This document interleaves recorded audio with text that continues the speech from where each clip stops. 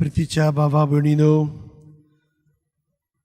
भाग्यवंत फ्रांसीस शावियर जेन्ना एक पावटी तो जेजूच्या मोगान पडलो, ताणें जेजूक दुसऱ्यांक परगोटलो. दुसऱ्यांक जेजू दिनासतना ताचें रावंक जालें ना. आमच्या भारतांत, आमच्या गोंयांत तो आयलो आनी आमकां ताणें हो क्रिस्ती भावार्थाचें देणें फावो केलें. आमी सगळीं क्रिस्ती भावार्थी कशीं जेजूचो नीस पाटलाव करूंक आयचो सेवा धर्म आमकां आपयता. आयच्या शुभ वर्तमानांत तो पेद्रूक म्हणटा, पेद्रू जेजूक म्हणटा, पळय आमी सगळे साणून तुजो पाटलाव केला.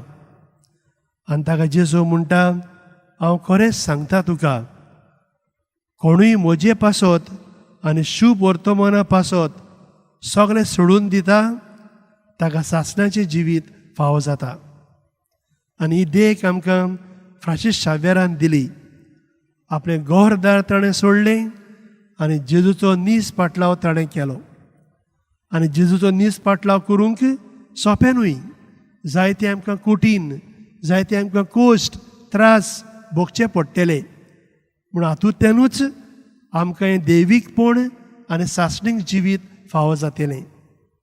आयच्या पयल्या वाचपांत आमी आयकलां, आमकां उदार जावंक आपयता. उदारपणान सर्वेस्पराची वाखाणणी कर. तुज्या वावराची प्रथम फळां भेटोवंक इमटेपण करूं नाका. हांसत्या तोंडान सगल्यो तुज्यो भेटोवण्यो कर. आनी खुशालकायेन तुजो दावो वांटो दी. भोव वर्तें देवान तुका दिलां तशें तुजे कुवेती पोरमणें उदारपणान तूंय दी. आमकां देवान जायते गूण दिल्यात, जायते आमकां देणी दिल्यात.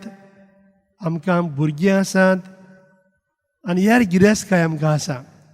हाचे वरवीं आमी सदांच देवाक महिमा दिवंक आनी देवाचें नांव वयर काडूंक गरजेचें आनी म्हत्वाचें. तोरिश्टानो, ही दोनूय कल्पना शुभ वर्तमानांतलीं आनी पयल्या वाचपांतलीं आमच्या मनान धरून आमचो क्रिस्ती भावार्थ आमी जिवुया आनी हाचे वरवीं आमी जेजूचो नीस पाटलाव करूंक वावरुया. हेच देणें आमकां फावो कर म्हणून तेच जेजू लागीं मागुया.